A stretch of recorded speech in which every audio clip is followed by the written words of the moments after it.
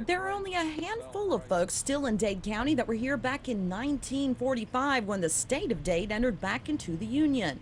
Allen Townsend was only 3 years old. His father played a big role in bringing Dade back into the Union after having seceded from the state of Georgia 145 years before. And having a vote of the people present to come back into the Union, and it was, of course, unanimous to come back into the Union.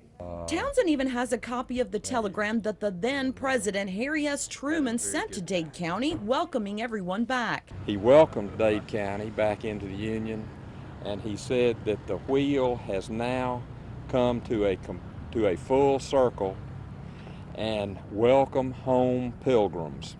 News traveled all over the world that Dade was back in. Donna Street's dad was in the Navy when he heard the news on the radio. She recalls her father describing the reenactment played over the airways of the day Dade pulled out of the Union.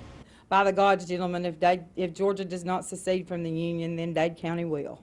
Donna was so intrigued by the story, she began doing her own research to find out more. At the archives in Atlanta and looked for the minutes of the year that this was supposed to have happened in the legislature.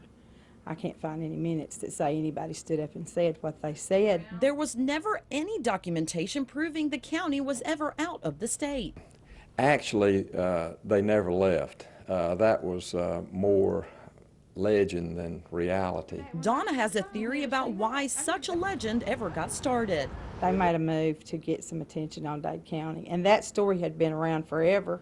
So what they did was they had enough political connections to get Truman to send the telegram and do all that kind of thing, and I think it was a publicity stunt.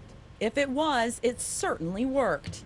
However, whether the county actually seceded or not is irrelevant. There is documentation proving it really did come back into the Union on July 4th, 1945. In Dade County, Rebecca Cruz, News 12.